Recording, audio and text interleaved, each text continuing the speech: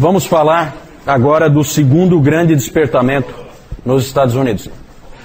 Terminamos de falar do século XVIII, vamos começar a falar do século XIX. Século XIX, quando pensar em século XIX, pense em missões. Nós vamos falar daqui a pouquinho. Mas antes, nós vamos falar do segundo, chamado segundo grande despertamento nos Estados Unidos. Primeiro grande despertamento nos Estados Unidos, lembre de George Whitefield e Jonathan Edwards. Certo? Antes, só mostrar para vocês aqui, que eu esqueci antes. Eu não li ainda, mas o Valdir já leu. Uma biografia, Editora Vida, biografia de John Wesley. Por mais que ele tenha tido erros doutrinários, foi um grande homem de Deus, foi usado por Deus, grande evangelista, alcançou muitas almas para a glória do Senhor. Segundo grande despertamento. Esse aí ele é importante, não tanto pelo que ele trouxe. Eu não gosto muito do que ele trouxe. O próprio Lloyd Jones, por que o Lloyd Jones, que era do século XX, por que ele não dizia para ir para o século XIX? Porque não é o lugar certo para vocês. Você tem que dar um pulo aí. Vai para o século XVIII. O XIX, você tem as missões, isso é uma coisa importante, mas em termos de teologia e em termos de eclesiologia, realmente não é tão interessante. Mas é muito importante dar uma olhada, porque foi esse segundo grande despertamento que moldou o cristianismo americano e, por consequência, o cristianismo brasileiro, protestante. Certo? A gente fica falando dos Estados Unidos aí, não é porque a gente é colonial, mas é porque as igrejas protestantes, tirando a luterana, as igrejas protestantes no Brasil, todas elas vieram a partir de missionários americanos. Então a igreja americana é importante para nós, sim. Aqui o contexto do segundo grande despertamento é o contexto, primeiro, né?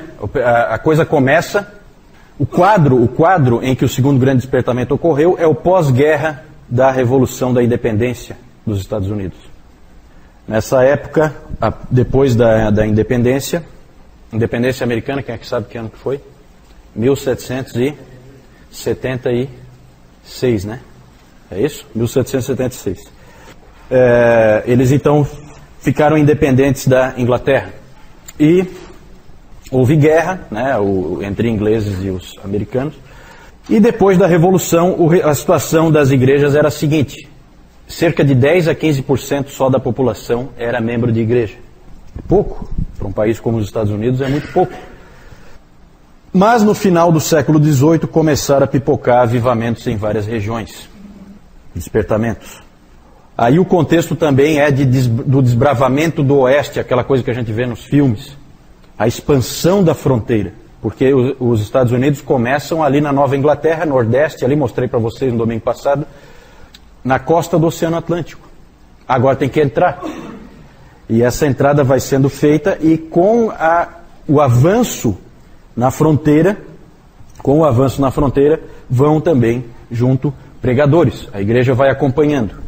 E nesse avanço na fronteira vão principalmente presbiterianos e metodistas. Só que os metodistas acabaram levando muito mais vantagem, ganharam muito mais terreno, porque eles não se preocupavam tanto como os presbiterianos com a formação dos seus pregadores, dos seus pastores. Os pregadores metodistas tinham menos formação. E os presbiterianos tinham uma preocupação muito grande em o indivíduo ser bem formado na palavra de Deus antes de ir. Metodista ia qualquer um que quisesse pregar, que tivesse zelo. E com isso os metodistas ganharam muito terreno e ficaram muito fortes. A denominação ficou muito forte nos Estados Unidos. Vocês sabem que as igrejas pentecostais elas têm a sua origem nos metodistas.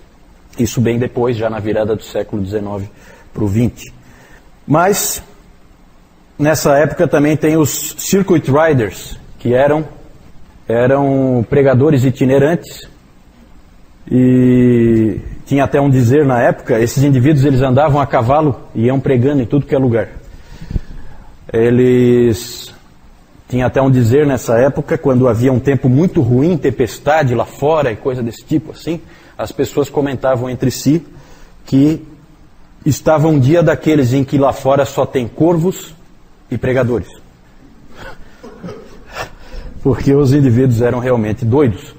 Gente, tem cada história aqui, que tinha cara desses caras da fronteira, esses pregadores da fronteira, tem histórias que você não acredita. Tem um sujeito, uma figuraça, tal de Peter Cartwright.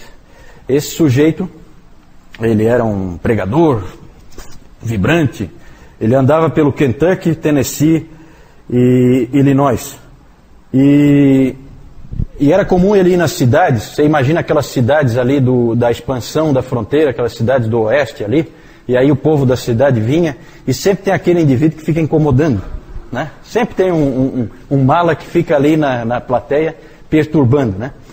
E aí o Cartwright, então, ele pregava, e aí, quando tinha um desses sujeitos atrapalhando as reuniões, ele fazia o seguinte, tirava o paletó, descia do púlpito, ia lá, esmurrava o cara, depois ele voltava, colocava o paletó de novo e continuava o sermão.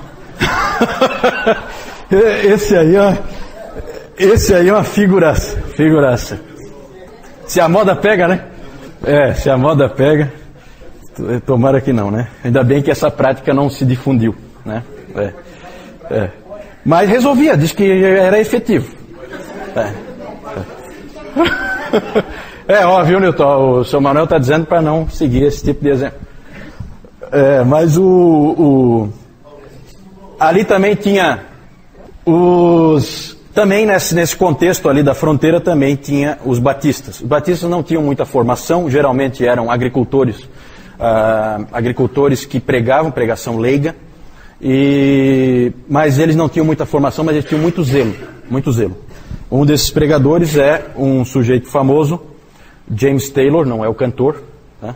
James Taylor, que limpou sozinho 160 hectares de terra do Kentucky com as próprias mãos. Esse cara não é fraco. Durante a semana trabalhava no pesado, deu para perceber, não é pouca coisa.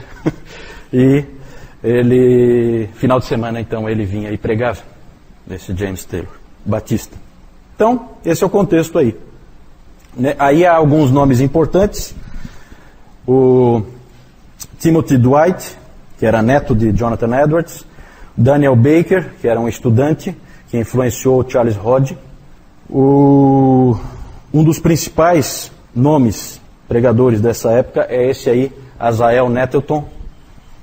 Esse sujeito, ele aparece muitas vezes citado nesse livro aqui, Os Batistas e a Doutrina da Eleição. Foi ali que eu conheci esse nome, Azael Nettleton. Ele é dessa época. Ele era um sujeito ele era um tipo de evangelista, sim, mas ele ficava um tempo, parecido assim com o que Paulo fazia, ficava um tempo ali, trabalhando com as pessoas, pregava o evangelho. O Dr. Calhoun diz que ele é um dos homens mais competentes em pregar a fé reformada num contexto de avivamento. Muito equilibrado, ele tem umas palavras muito boas. Mas o homem mais famoso desse período, com certeza é um sujeito chamado Charles Grandison Finney. Quando eu vejo umas fotos dele, eu sempre me dá calafrio esse sujeito aí. Nunca fui com a cara dele. E ele era um advogado que se tornou evangelista. Com ele ocorre uma grande mudança na história dos avivamentos. Ele fez com que o termo avivamento fosse descaracterizado. Quando se fala em avivamento século XVIII é uma coisa, quando se fala avivamento século XIX é uma outra coisa completamente diferente, só usa o mesmo nome, certo?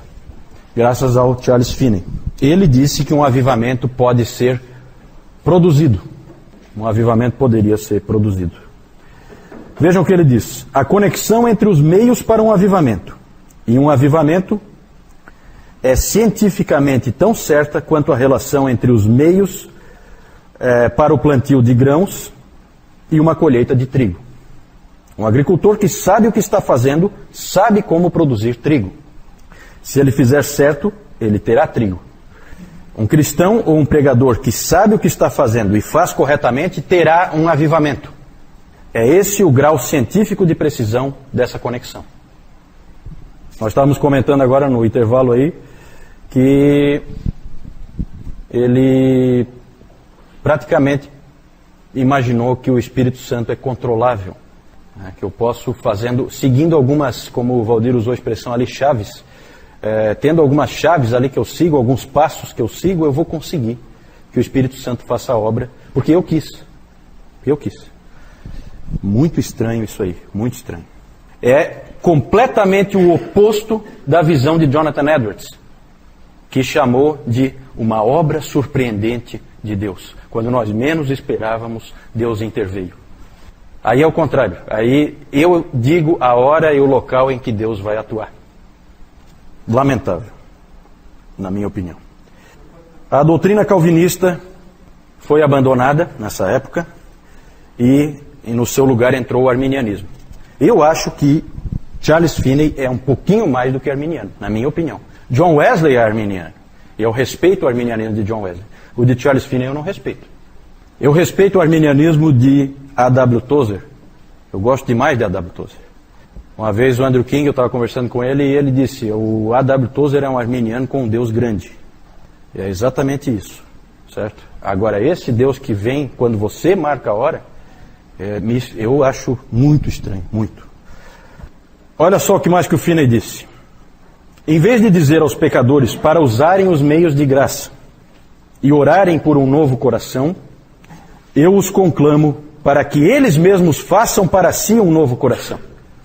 E pressiono na direção do cumprimento do dever da imediata entrega a Deus.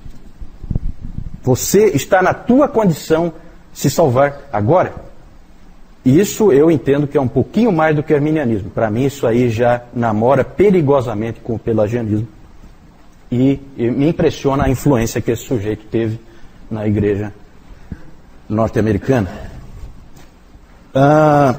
Ele também fazia muitas campanhas em questões morais. O arminianismo sempre anda muito com o moralismo, né? Nunca pense no arminianismo como alguma coisa que vá produzir cristãos descuidados ou alguma coisa assim. Muitas vezes é exatamente o contrário.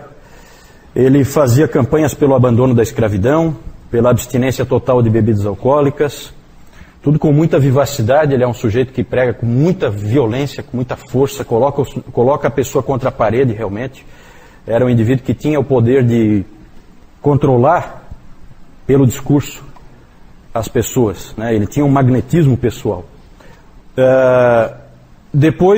Com o Finney era tudo preto ou branco. Então é assim, com ele tudo radical. Aqui, ó, é assim, e ele vai dizendo o que é que tem que ser feito. Depois do Finney, os avivamentos passaram a ser reuniões organizadas, promovidas por teologia arminiana e com grande ênfase em reforma social. Isso aí produziu grandes transformações na igreja. Uma coisa que o cristianismo americano tem até hoje é o avivamentismo, que são as cruzadas evangelísticas, esse tipo de coisa. Nós vamos marcar o avivamento, nós vamos alcançar milhares de pessoas no dia tal, na hora tal, vamos trazer o fulano de tal aqui e nós vamos alcançar aqui nesse país. É assim que funciona. Vocês sabem que esse é o pensamento do protestantismo americano hoje. Influência, esse tipo de pensamento só veio aqui no século XIX, com o Charles Finney. Então, dali em diante, toda a religião americana é baseada em avivamentos, nesse sentido. Outro aspecto que aconteceu também foi a cristianização dos Estados Unidos. Passou a ser um país cristão, como a gente costuma ver. Houve uma mistura muito forte entre o social e a igreja, essas coisas andaram juntas. É claro que aqui não é só a influência do Finney. Nós não estamos falando do Finney aqui, nós estamos falando do segundo grande despertamento. Então aqui estão envolvidos todos os pregadores da fronteira, toda a influência deles, certo? E aí os Estados Unidos, eles se tornaram um país dito cristão. Outro aspecto, democratização do cristianismo. Só que democratização aí num sentido um tanto quanto negativo.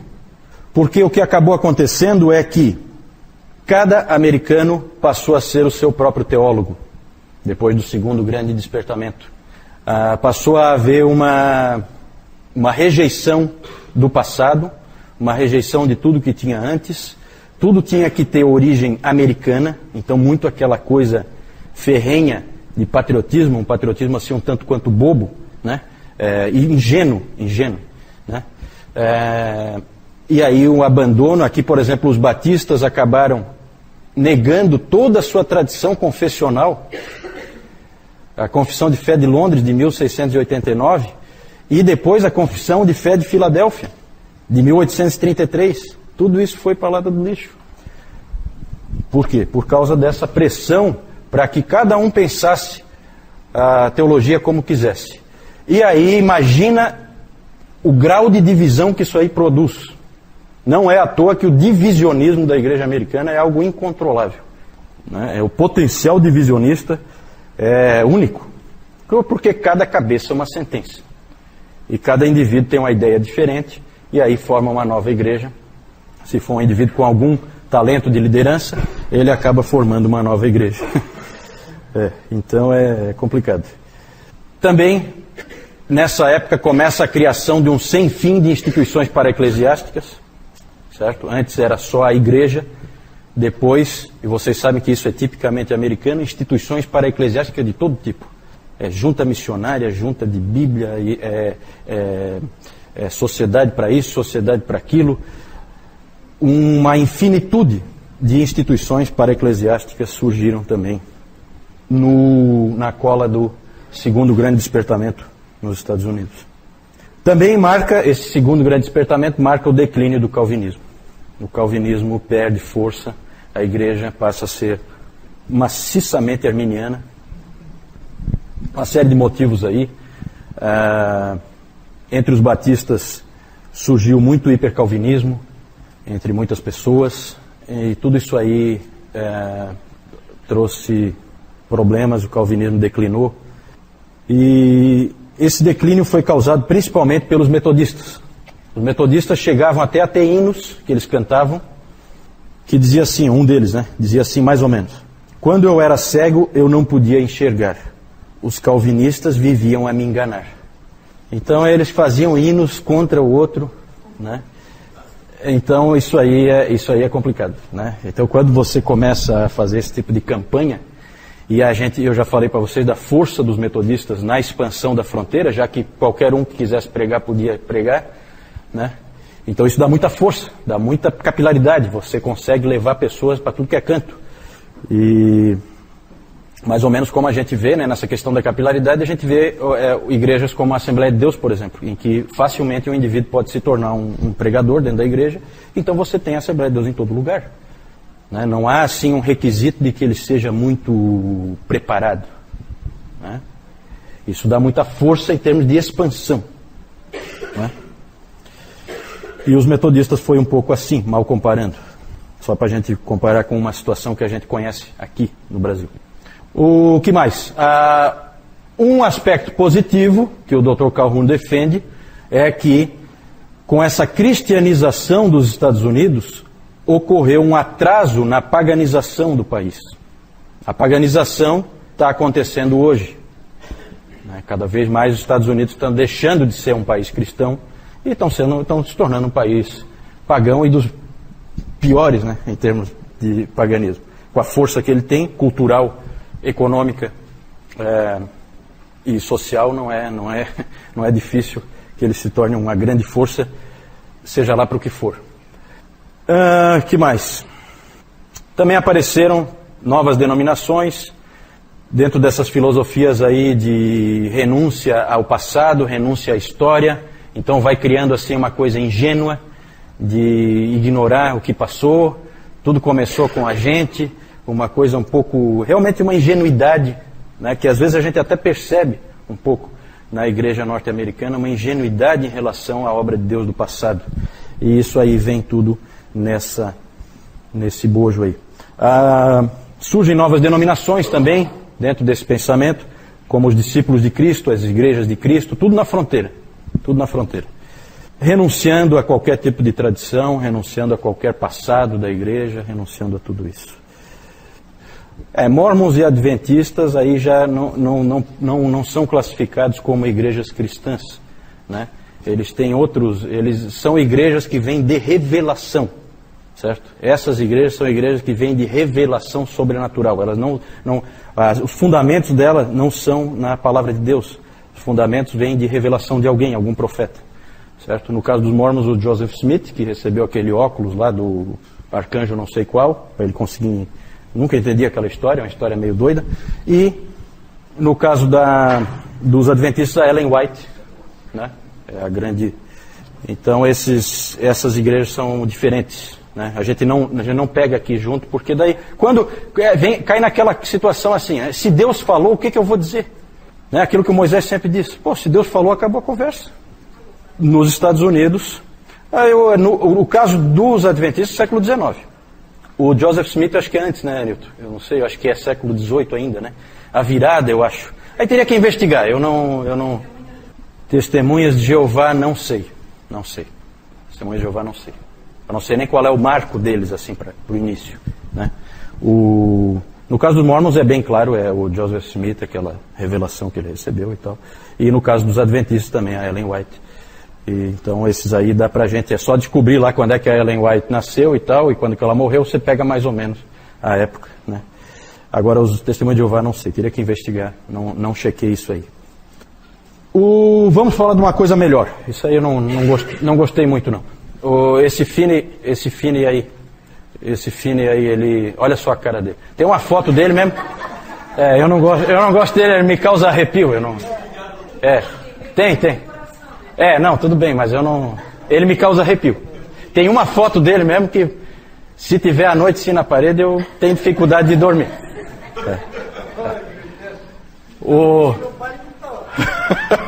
O Nettleton é uma carinha melhor, né?